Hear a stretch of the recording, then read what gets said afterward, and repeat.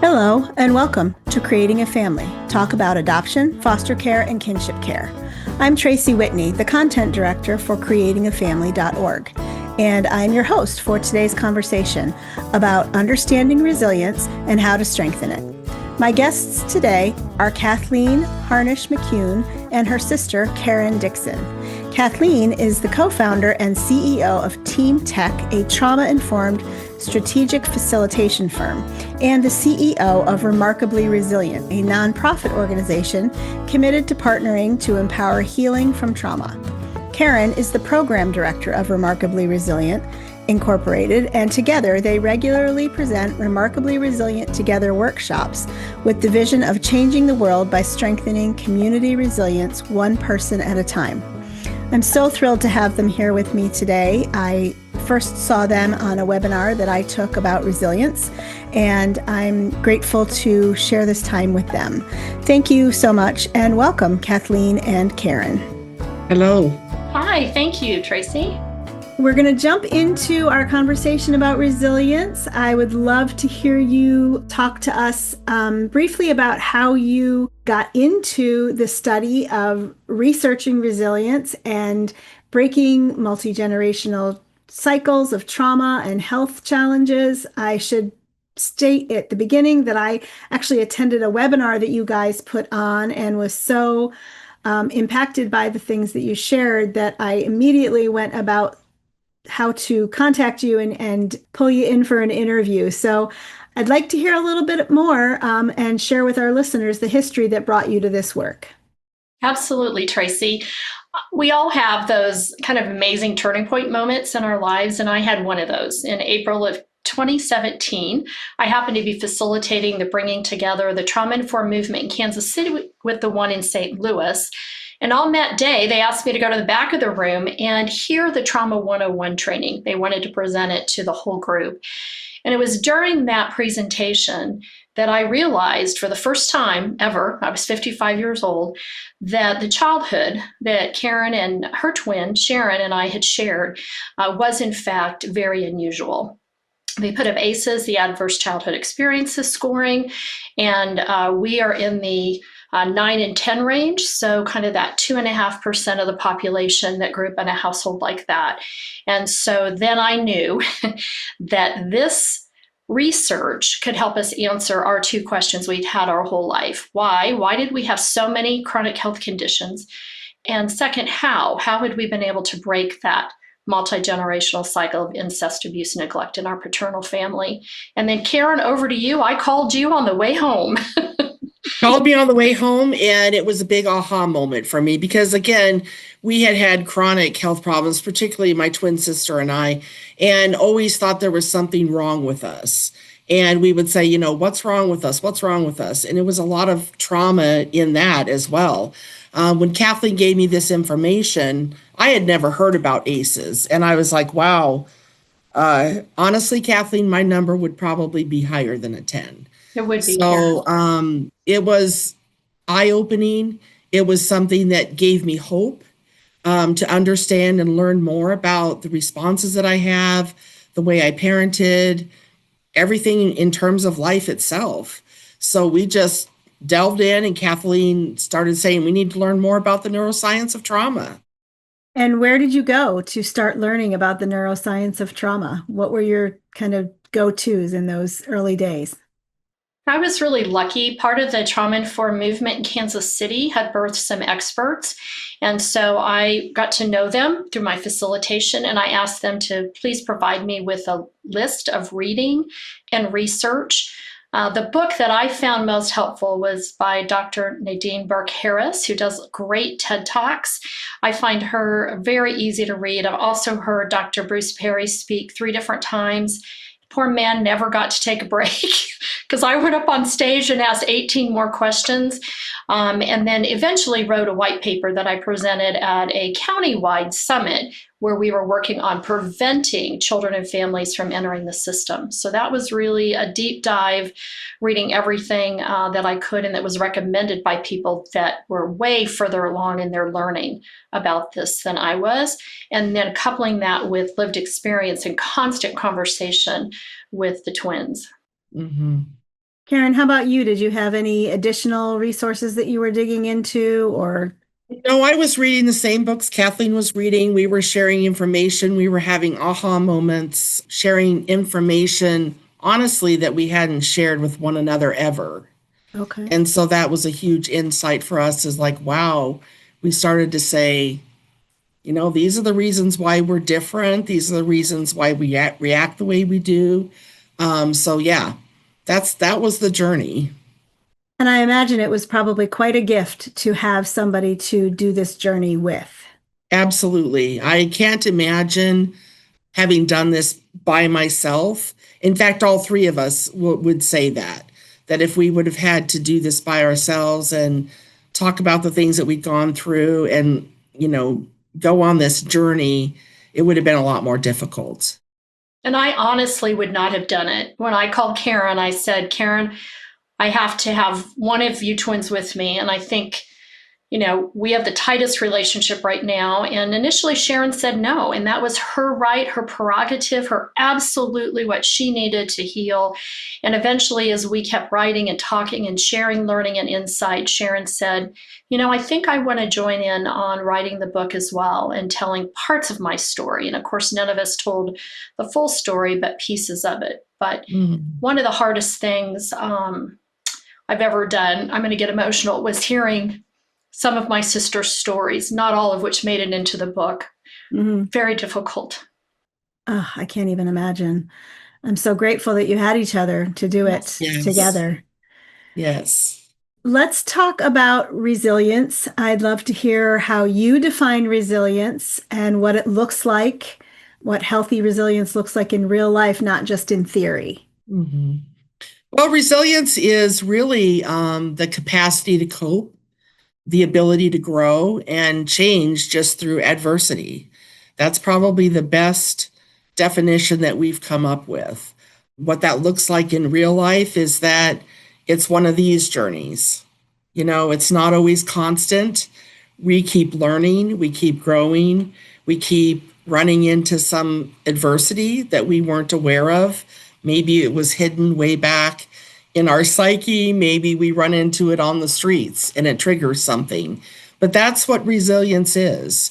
And that real desire to keep growing and healing, I think. Kathleen? I agree that we were really careful in how we defined resilience in our book. We had read a lot, people talking about resilience as bouncing back from adversity. And I couldn't disagree with that more. There is not a bounce back when you've just had a sexual encounter with your father or your grandfather. There is not it is much more in real life about a decision. And it's about these beautiful coping mechanisms that come flying in that you don't even know are there until you get older and look back at them, that protect you, that help you survive. So it's much more about that coping. That's what Sharon and Karen and I talked a lot about. And then it is that movement through, that decision to keep going, the decision to see bits of hope, and the decision to keep, learn, change, and growing. That is resilience to us. And I love when you described the resilience cups as a metaphor for how to do that. Can you talk a little bit about that metaphor and why it's necessary to keep your cup filled? This was a hard lesson to learn. When you grow up in a home like we did, self-care and taking care of yourself is not talked about and certainly not valued and not something that is part of who you are. And so we came to that learning, at least I did, in 2021, when so many very difficult situations came upon me and I fell over. I never fell over. I was the Energizer Bunny of the family. Nothing took me down. Nothing stopped me. Nothing got in my way. I was driven from age 5 on. And it was in that conversation with our mental health center director, Tim DeWeese, who I value as a dear friend and colleague, where he said to me, Kathleen, you've let your resilience cup run dry. And it was in that moment, another kind of turning point, aha moment, that I suddenly realized that I spent so much time taking care of others and not enough time taking care of myself, that my cup didn't runneth over. My cup was dry, and I didn't have anything to pull on to give to anybody else, let alone give to myself. And it was my beautiful sister Karen who came to my side, picked me up, helped me get up, and helped me move forward. So it's very much about that taking care of yourself so you can take care of others. And I used to think about self-care as, the woo-woo foo-foo for everybody else, but not me. Thank you very much. Have you seen my busy schedule? It is not that at all. It's much, much more than that, and so very important. Karen, do you have anything you want to add to that, to the metaphor? The metaphor works, and I saw it, and I witnessed it. And it was a beautiful way of stating that it's so important to take care of yourself. And it's like that old, saying when you're on the airplane, put your oxygen mask on first. Yeah. And we grew up where we were always taking care of others or situations and not taking care of ourselves. And we, in fact, were told that that was selfish. So it was another aha moment as well for me, because the strongest person I knew on the face of this planet fell down. And so we just started conversations about that, saying self-care really is important. It's a big piece of this resilience healing journey that we hadn't considered before. So that's what I would add to it, how very important it is for everyone. Well, you don't have to convince me, because it's one of my favorite things to talk about. Yes. I love encouraging our adoptive, foster, and relative caregivers to find meaningful, nourishing self-care. I think that it's good for me to encourage them to do it, because it's the one finger pointing at them saying, don't forget to do this, and 4 pointing back at me saying, I need to do this too. But I want to let's frame it a little bit in terms of the importance of self-care and building up our resilience cups so that we can do the job of helping our kids heal, helping our kids thrive, setting them up to succeed. Because I think sometimes when we have a good why, that's what gives us kind of that impetus to go for it and do it. So can you talk a little bit about not just the importance, because I think we can all agree it's very important, but that connection of the why? The why for me is very simple. It's self-care enhances parenting patience. And I think that's what it taught me. And when I looked back at the times when I was not patient, or I could have had a different response, I now know that it was because I myself I didn't have a full resilience cup, and I didn't understand about what true resilience was. So for me, the why is about that patient factor, because of all the neural pathways that get formed when you grow up with complex trauma. You just tend to have like this rebound kind of reaction. And you learn that, you've got to take that step, you've got to breathe, you've got to do all of these things that take care of yourself so that you can patiently parent. Yeah. Karen, that was beautiful. I don't know what I can add to that. I would say that we often ask people to think about, what does depleted feel like? What does that empty resilience cup feel like to you? And people will tell us, exhaustion. The proverbial last straw is right around the corner. For me, it's frizzle-frazzled. Other people talk about feeling very weighted down. And so, as Karen so beautifully expressed, it is super hard to be your best in taking care of other people when that depletion is the way you're feeling. And so being aware of it, noticing it, I used to ignore it. I don't anymore. And saying, I need to take time right now to do something that provides self-care. And the other thing that Karen and I and Sharon, we grew up in poverty. And so self-care also used to, for me, and I think for you too, Karen, cost money. I go get a manicure, pedicure, massage.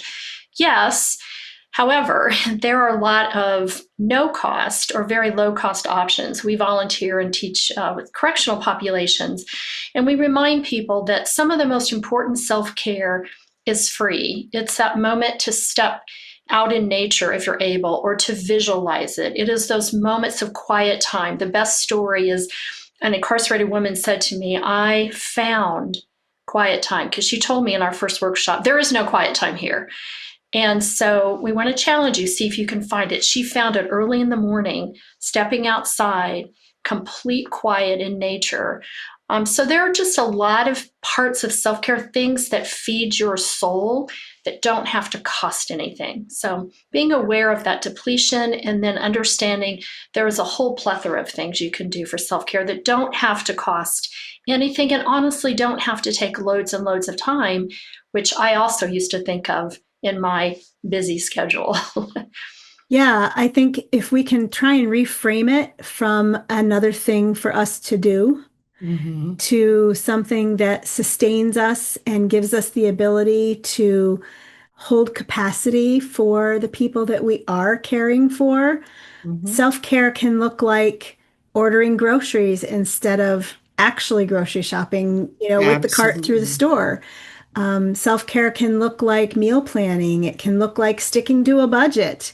It can look like regular doctor appointments, regular dentist appointments, all those things that go into helping our whole person be present and patient and have the capacity for the things that our inexperienced, untrained kids bring to us, that they need our help and our guidance with, and we can't do it if we're so depleted. Like, one of the things that came to mind when Karen was talking about patience was just kind of how a porcupine, when they're triggered, all their quills are up.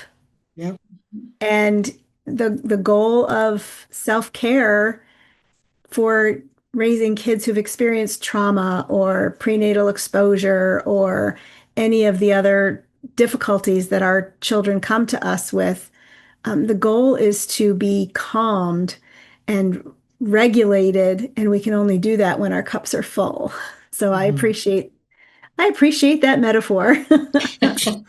You too. Great one.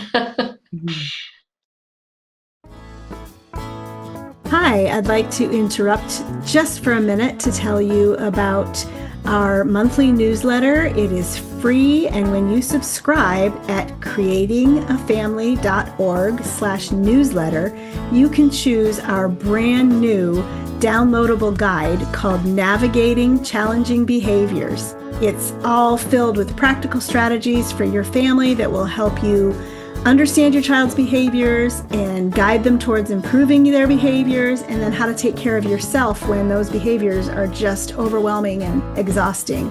Parenting is tough, and we all need that kind of support. So if you are raising a challenging child or a child with challenging behaviors, check out the link at creatingafamily.org/newsletters, and then you can choose the Navigating Challenging Behaviors downloadable guide. And if you wouldn't mind, maybe tell a friend about it also, because the guide will help them if they're facing some tough stuff with their kids as well. Thanks so much, and we're going to go back to the interview now. Okay, so let's talk a little bit about the 5 R's that you have used to encapsulate the whole concept of resilience. And I'd love it if you could state them and then define them. And you can take turns, kind of bounce this back and forth between you as we go through the 5.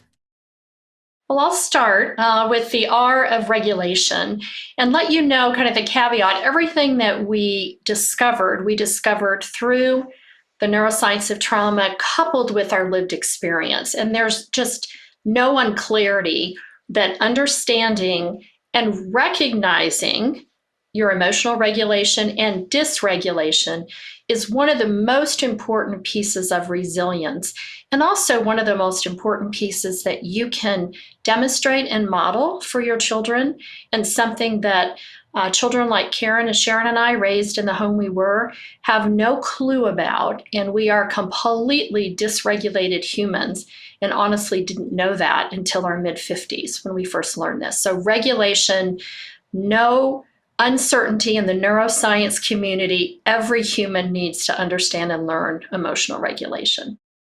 Well, like I said before, neural pathways shape your emotional reactions. And so if you are constantly in that dysregulated state, that's what your brain learns. And so it's so important to unlearn that if you can and practice that emotional regulation so that you create new pathways. And you do that for your children as well, because the more their brains experience that calm sense and that ability to think and that ability to stay present, the more that pathway will develop. And we didn't know that. We knew nothing about the neuroscience of the brain. And now that we know it, we can't unknow it, as Kathleen says. Right. And so everyone says, what do you wish you had? And I think they expect us to say a great childhood. Of course we wish that, but more than anything, the ability to recognize when we are dysregulated, because everything revolves around that. Relationships, conversations, your ability to feel joy in life. It's so very important. That's a critical R. The second R we discovered, again, neuroscience was very clear. Our lived experience matched perfectly, was relationships. The importance and power of relationships and connections.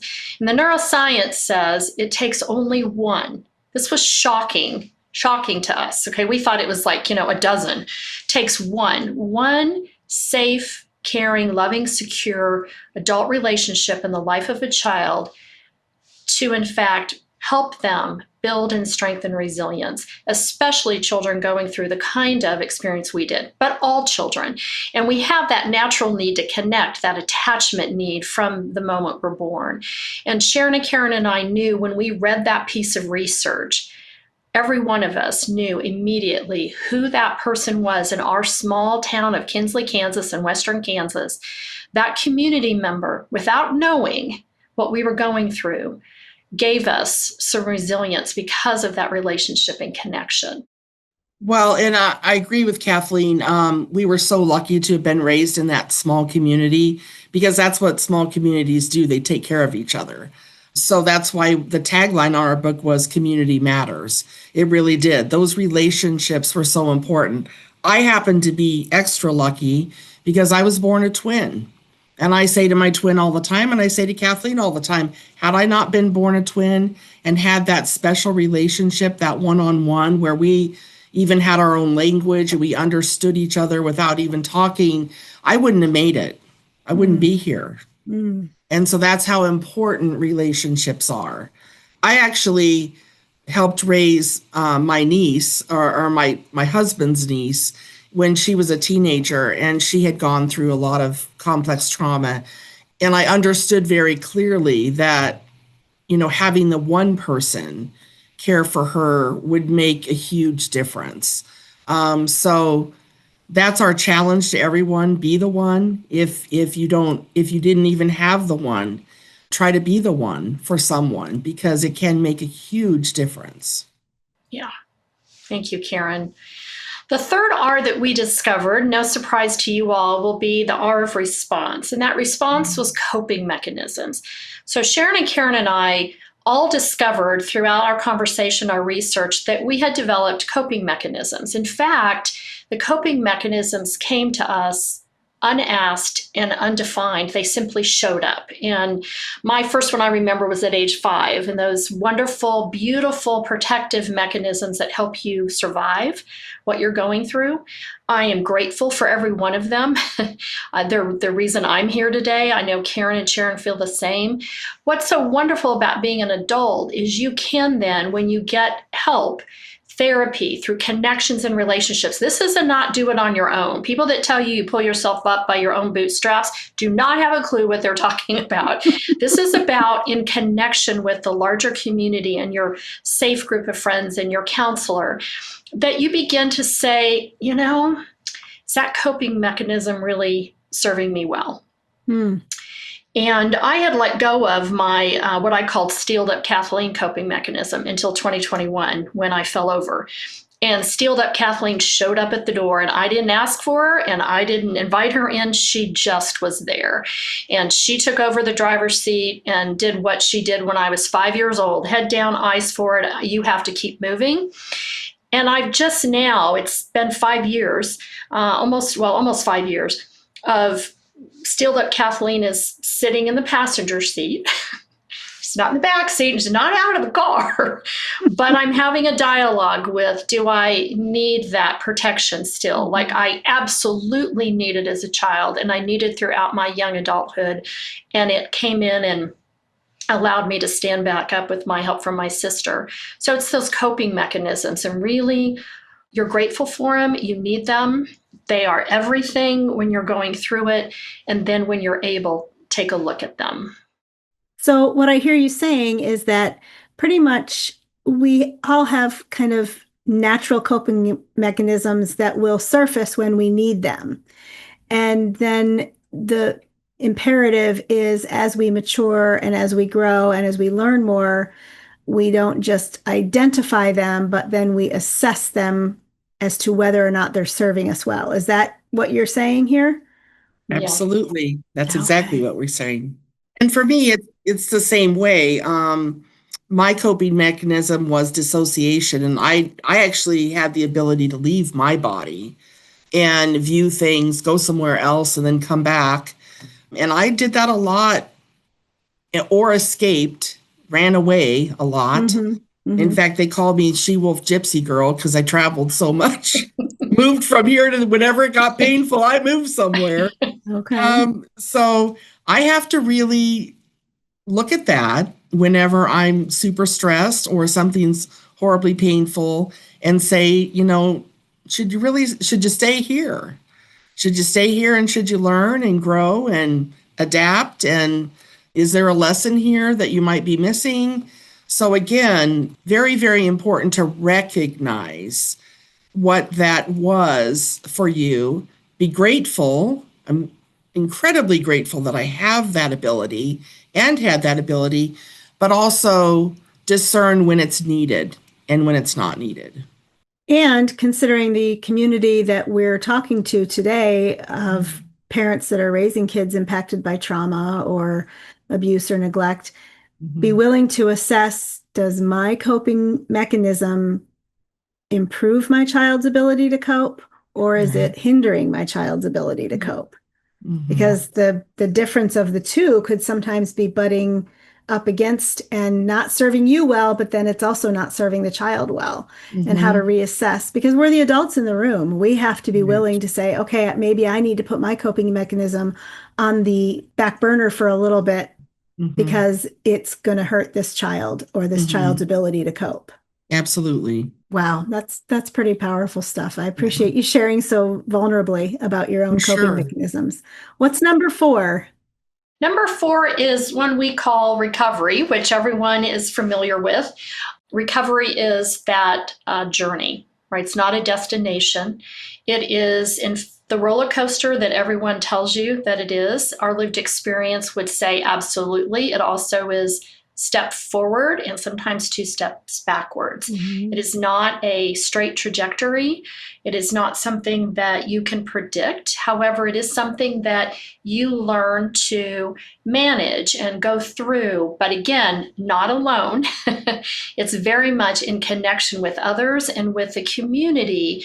And we like to say to communities in our call to action, please provide the spaces, the places, and the graces that we all need to go through this healing journey, this recovery journey, from whatever it is that we've experienced, whenever we've experienced in a life's journeys, because every one of us has had trauma. Every one of us has stress.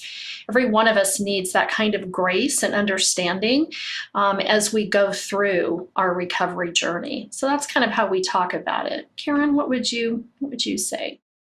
No, I agree wholeheartedly. I think it's that, especially when looking at parenting, having the ability to give grace for an outburst or a reaction that you didn't understand, that you might not have ever seen or predicted would happen, and then stepping back, looking at it and saying, this may be a part of the recovery journey. It might be a learning moment. So I do think that spaces, graces, and places is so important in the recovery journey. I worked as a volunteer EMT, and I worked in the ER, and the best thing I ever saw is one time I was like, man, won't life ever get easier? And they're like, you work in the ER. What does this look like? And I'm like, oh, a heartbeat. Well, what does this look like? It looks like death. Yeah. And I was like, wow. And I told that to each of my children and said, when life is doing this, that's life. We're alive. And then when it's, don't make it flat like that. Sometimes it goes along like that. And sometimes you can find some joy and peace in that. I like to call that peace. But, life is about the ups and the downs. And so is that recovery journey as well.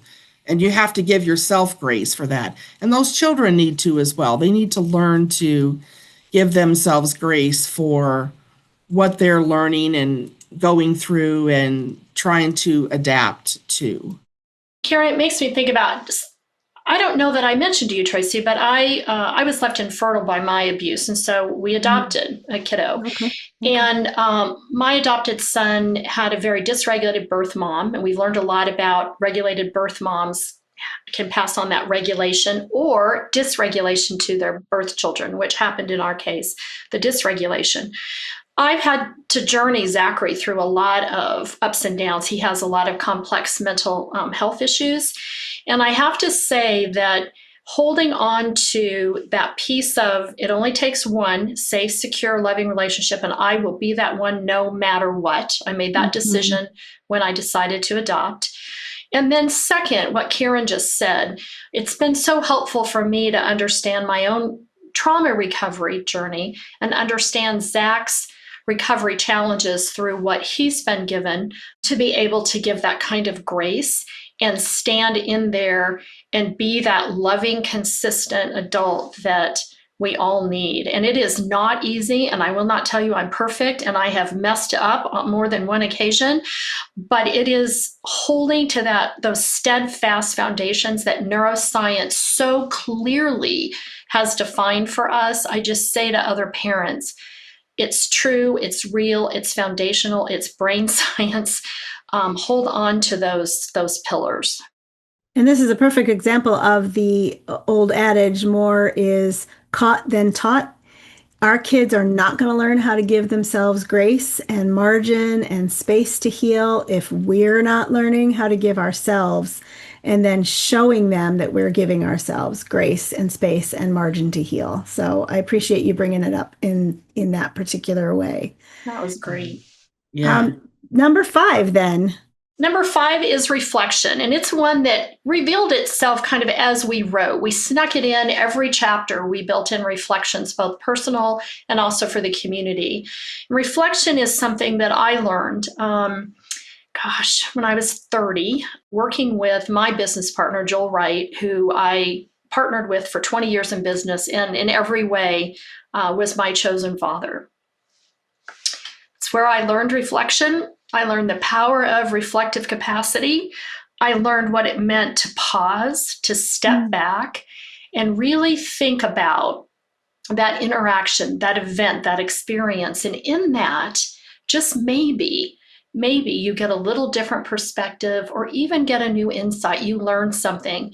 And Dr. Deming, who I interned with, back in the 90s, always said to me, Kathleen, that is the profoundness of knowledge, his theory of knowledge. And that is carving new rivers of thought in your mind. And the way that happens is through the powerful, open-ended, reflective question. And so I learned that as an adult. And it was very much important when Sharon and Karen and I started writing to say, we've got to sneak in that just building reflective capacity in people throughout the book every time we introduce an R, and decided, why are we sneaking it in? Let's just say what it is. And that is the power of reflection, because it is how humans learn, change, and grow. And that's what it means to be human. Kind of that simple.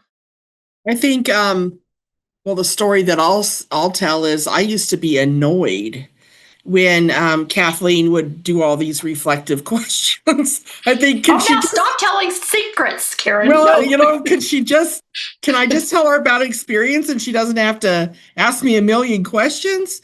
But then over time, I saw how it helped me step outside of myself and get a new worldview, or say, this is what I learned from the experience, or it helped deepen the experience for me, or deepen a relationship because of a question that I would ask. So for me, that was an aha moment. And it took practice. It's a practice thing again, where instead of just going about your day and saying, how was your day or how was school, asking a reflective question and say, what was the thing that made you most excited today? What did a teacher do that felt like care? Just different questions that came out where you would have a completely different conversation with your child, or even in a personal relationship between husband and wife. So I'm glad that she taught me about reflection. I'm glad that it gives me a new worldview all the time. And it's something that I'm still incorporating. She's the master at it. But I'm learning, and I'll continue to learn. And it does help you learn, change, and grow. It really does. So do you feel like there's one of these 5 that maybe is most challenging to get straight or kind of set well so that you can keep building? When we finished writing our book and we had our calls to action, and we're distraught that, the world didn't pick him up and move him into action. So we said, well, guess we have to do that. I stepped back and thought, where do we start? And the conversation I had with myself first and then with Karen was, I've learned through my mentors the importance of empowerment. And I looked at those 5 R's and said to myself, I think the one that is most empowering is regulation. It is that which you can do in and of yourself. It's about you learning, you recognizing, you selecting regulation techniques, things that soothe, calm you, something that you can do on your own, you're completely empowered to do. And when you feel you're in a situation where you don't have a lot of choices, Sharon and Karen and I growing up, and even into our young adulthood, it was important to pick something that each individual in this world could pick up and just do. And so that's the one that we started with as we rolled out the R's to give more information, more tools. We'll roll all R's out in a same kind of workbook fashion with tools, but regulation is so empowering and it's so foundational because, as Karen said earlier, a dysregulated human is very hard to have a relationship with, very hard to be going to recovery, and very hard to give up coping. Like, it's just, that is kind of that without which. And certainly the neuroscience community, I remember when I heard Dr. Bruce Perry say, we must teach emotional regulation to everyone. And we would say, absolutely, that's the case. Yeah. Mm. No, I agree. That is the one, that is the most important piece to start with. It's not easy. I wouldn't say any of them are easy, but I would say it's very important. And for me, it has helped me grow the most because I've recognized pieces of myself that I didn't know existed. And I was able to grow those parts that were good and put aside the things that I might need to put aside, and understand even the differences between my other sisters and I. how we were different. And that gives the grace to say, oh, well, of course, that was one of their coping mechanisms. And so, yeah, I would say that that's the most important piece to start with. And I would say, I would add to it that it's probably the one that when we're committed to building our own resilience and our children's resilience, it's the one that we have to continually keep addressing, because ages and stages of our life, whether it's our own adult stages and seasons of life or our kids' developmental growth and development as they're becoming Yes. into adulthood, like the way that we regulate necessarily changes as our lives change. And I'm looking at the other 4 of the 5, and those can be kind of responsive to when we've attended to the regulation piece as it Yes. shows up in this stage of my life or in this season of my life. Yes. So I appreciate that, kind of like the flexing and the timeline of that. Yes. Let's move on a little bit and talk about some of the challenges that a child who has a history of abuse or trauma or neglect, some of the challenges with the resilience that they might face as they're experiencing life at home or life at school. Like, how does difficulty with resilience show up for a child like that?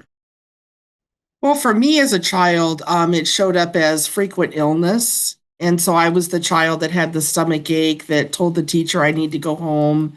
And I constantly had a stomach ache, or, some medical situation that no one could figure out why, but it was there for me. I was also quiet and withdrawn. I would be also the one who tried to give of herself without thinking of my own, what would happen in terms of harm for me or anything else. Just keep giving, keep loving, and it'll all get better. And I now know I was depressed as a child. I didn't know what depression was, but I had that response where, I was hypo-aroused, and I would get quiet and disassociate, and everyone thought, well, she's just quiet. I'll speak for my twin. We called her the Taz, and she broke every rule that you could break. And in fact, she loved doing that because that was her power. And she now knows that that's how she survived. But she was bold and bossy and brassy and, the Taz. So she didn't follow any rules.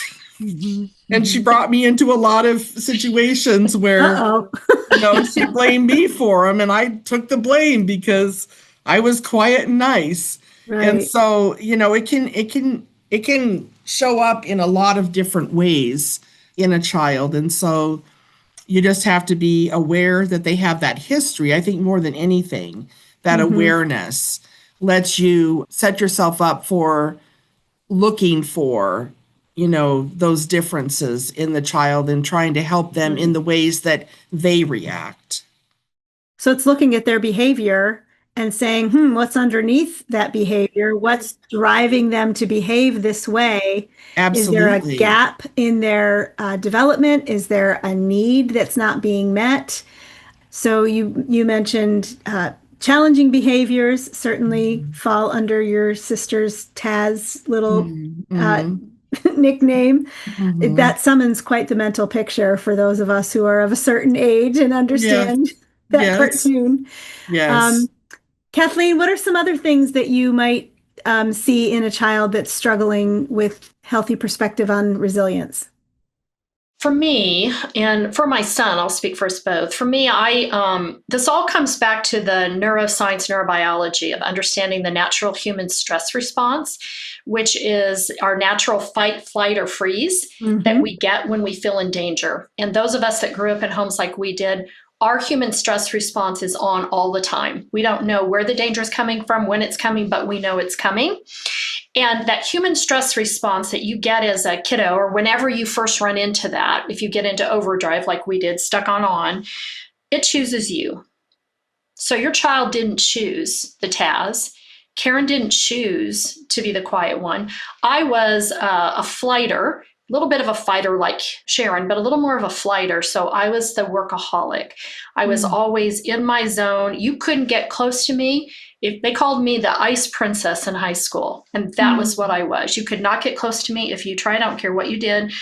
And if it needed to be done, give it to me because I got it done, because I got everything done and everything ran in order and everything was this way and everything had to be just perfect. I am such a perfectionist. And so I think understanding that children that are raised in what we were raised in or anything in that kind of trauma environment, you have a human stress response that gets caught on overdrive. And the only way to get it off overdrive is to help that child experience calm, loving, soothing situations and giving them techniques. And those, you first learn emotional regulation from the heartbeat of your birth mom, which is why my son had trouble, because hers was very irregular. Just again, not her fault, just the circumstances she found herself in. But anything that's soothing, calming, giving your child the opportunity and giving them choices. So when Zach and I learned this together, he and I used to do what I call go up the explosion ladder. So we'd start at each other, and the only way I knew how to get in those battles, which I used to get in with my dad, was I was one-on-one.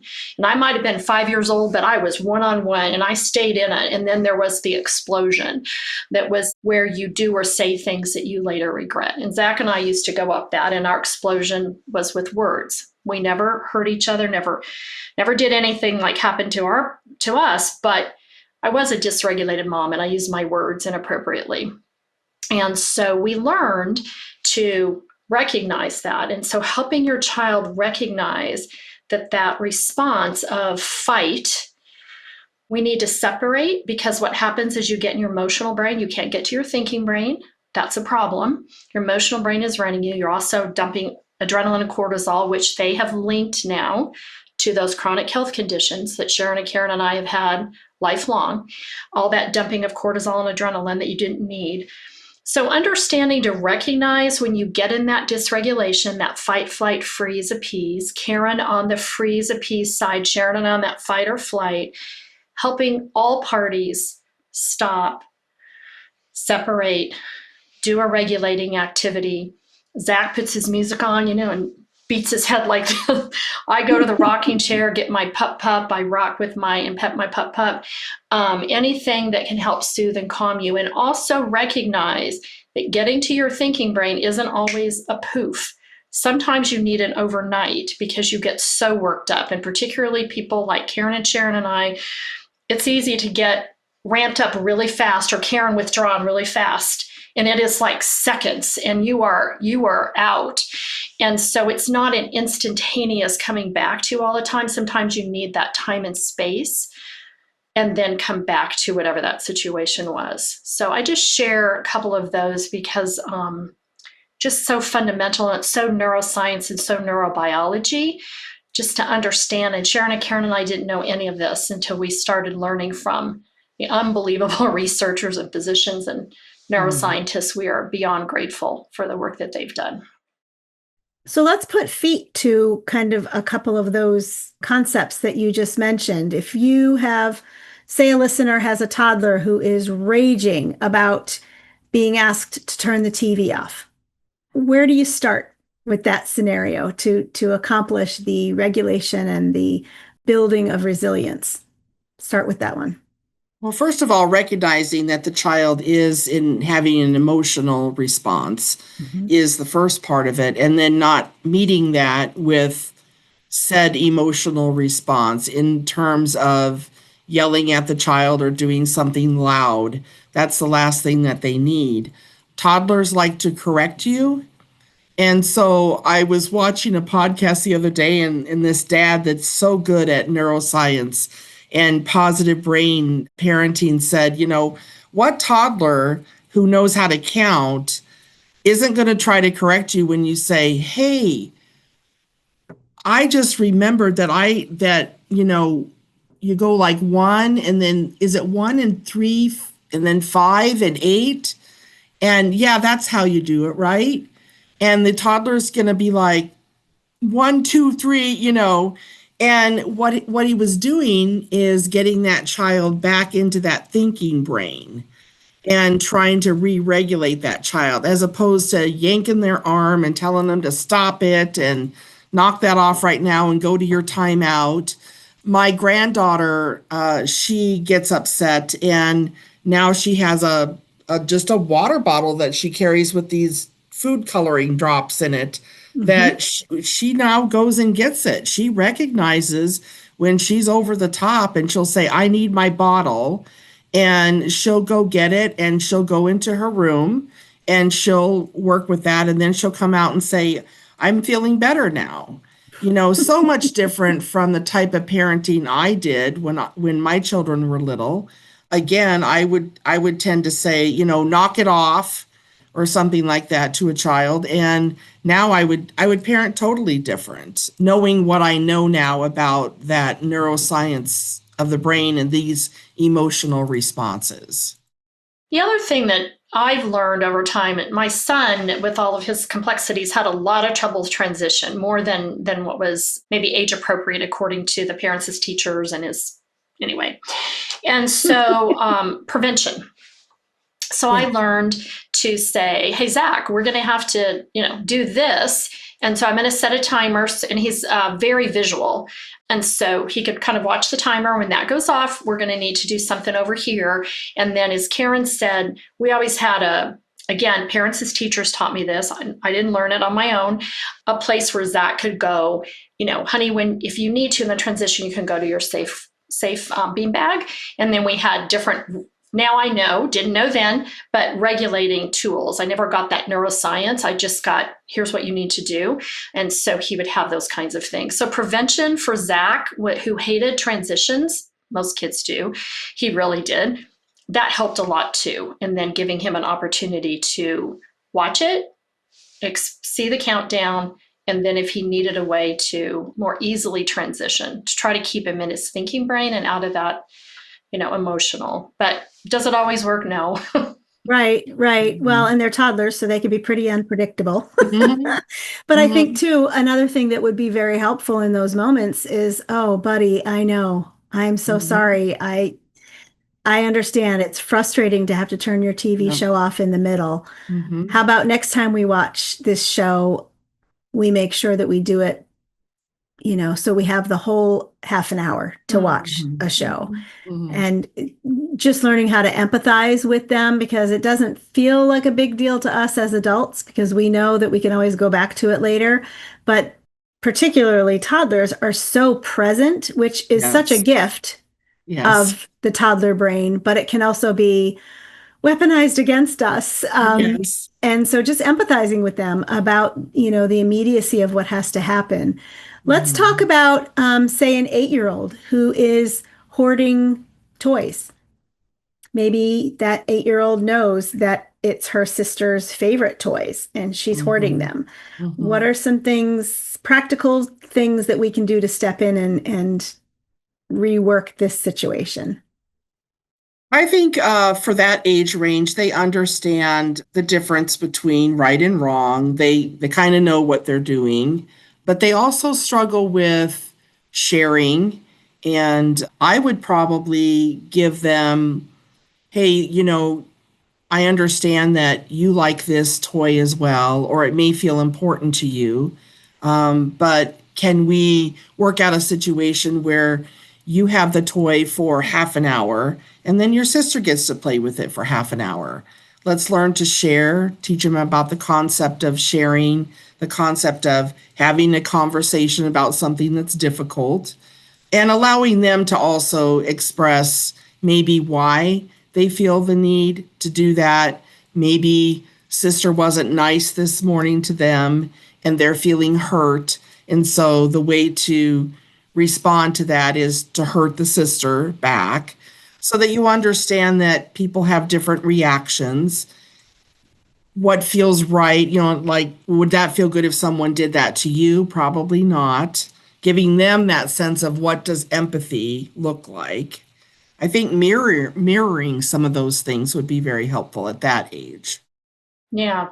Karen, you're so good at this. I was such a dysregulated mom. and felt like I had so many mental health challenges. I think what neuroscience has taught me about this one is the importance of the relational. And that's what I hear Karen talking about, is when you discipline a child and break that relational, which is what happened to us in our family. We were competitors. We were not siblings. We were competition. That is so unhealthy. And so bringing that back to the relational and teaching that empathy, understanding we all need to live in connection, that's what I thought was so appropriate about what was underneath what Karen talked about. I had an only child. And so, that was less at the sibling level, and if anything was more at kind of the adult level. But I do think preserving that relational, and then to what both of you said, the empathy, really teaching your child empathy. Yeah. And I think too, Karen touched on it a little bit, is trying to figure out, why are they hoarding? Why are they hiding all of, in particular, their sister's favorites? And maybe it's that they're trying to get revenge or retaliation for something that happened earlier. Maybe it's an insecurity or a jealousy inside of them that has maybe nothing to do with the sibling, but it's something inside of them that needs to be built up or shored up. And just taking the time to be patient and listen to maybe what they're saying without the actual words that they're saying, kind of like figuring out the whole context. I think this is one of those situations for me. We have 6 children, and 2 of them are adopted, 4 of them are biological. All 6 of them have experienced this in some form. And for me, it was the most important key was paying attention to the individual child who was expressing that behavior, and not assuming that what maybe a sibling had expressed or done in the past was the same as what this child was doing right now. Yeah. It's Great. often happening for very different reasons between very different children. And taking the time to observe and know your child, for me, that was the key in situations that happened in our home like this. And boy, with 6 kids, there was a lot of Yes. intercrossing dynamics. I'm sorry for one final interruption. I just wanted to let you know about our library of free courses. We have 15 free courses sponsored by the Jockey Being Family Foundation. When you go to bit.ly/JBF support, that's bit.ly/JBF support, you can take 1 course, you can take 2 courses, you can take all 15 if you want. And they will help you build your family's toolbox for capability, for connection, for resilience, for all the things that can set them on the path for success and strengthen your family while you're at it. So we thank the Jockey Being Family Foundation for sponsoring that library. And again, it's bit.ly/JBF support. Thanks so much, and I'll let you finish listening to the interview with these 2 fantastic sisters. Let's move on a little bit to talk about the specific coping tools that you guys have labeled and named, and how parents can use them.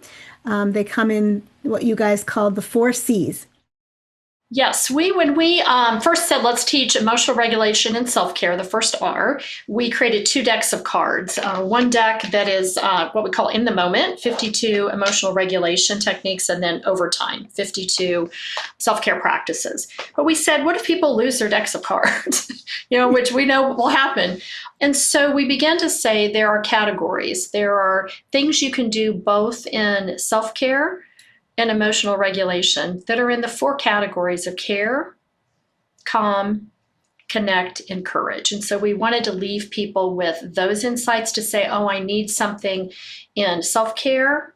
Maybe it's something that cares for me, something that allows me to connect with nature or myself, something that is courageous, something that I need to say that I've been afraid to, or something to do.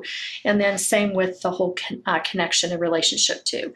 So care, calm, connect, and courage were really meant to provide the framework, and then those just kind of help delineate different ideas in all those categories. So I just pulled some of my favorites. This is one in the moment. So calm, slow down, pause, make a choice about how to respond. And I picked that one because our mental health center director, when he does these presentations, that's the one he has clipped in his notebook when he's up in front of public groups, and sometimes questions that might make him really angry get asked. He pulls his card and reads it before his passion spills over and looks like anger. Just to connect one, pause, take a moment to connect with and notice your breath, slowing down your breath. So connecting with your breath, absolutely regulating. Your most regulating technique that you carry with you all the time is your breath. Mm-hmm. So that's an example of the connect one. And then we did the same thing in the overtime. I'll just give the courage and the care. Take time to be still. Slowing down is profound self-care. For little Energizer Bunny me, that one is huge. That one has been a really important one. And then courage, this has been really hard for me because I'm so independent and have been since I was 5. I raised the family. I took over the family at age 5. Ask for help when you need it. That is profound self-care for somebody like me. Super hard to do, which is why we put it in the courage category. So just remembering those 4, we want to give that gift to people. We do acknowledge that the courage ones are maybe harder to choose, but it's important to look at them and decide if you might be able to pick up one in terms of those 4 categories. For me, definitely the hardest. I remember when we wrote the card, learn how to set boundaries and voice them. I was like, oh, no way. I don't have boundaries. I don't know how to ask about that. That was very, very, very difficult. So we encourage people to look at all the categories and give them all a try, because it's really part of that learn, change, and grow that we're asking people to do. And again, most of these things, they're free to do. You just have to think about them and access them. And, I'll do the same thing. We wrote the cards, but I'll carry a different one around if I know I'm going into a situation that might be upsetting, and remind myself. And what Kathleen said was most important is that we all carry with us our breath. And breath work is so vitally important. Just take that deep breath, breathe in for 4 seconds, hold it for 4 seconds, release it, rest, do it again as many times as you need to help reset that parasympathetic nervous system. So we're learning so much about the nervous system, and it's so exciting for me that we can connect it all, and our bodies know how to regulate them itself. It really does. We just have to learn how to help it. And I think that's something that we can all do, is whether you're in chronic stress or you've experienced a trauma. And I think it's just vitally important.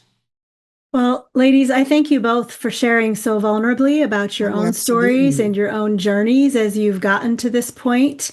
One of the things that you said in the webinar that I attended that was quite impactful for me was that strengthening resilience at the individual level ripples out to our families, our communities, and beyond. And before we go, I just want to hear from each of you, what is one thing that gives you hope for that rippling effect as you keep doing this work?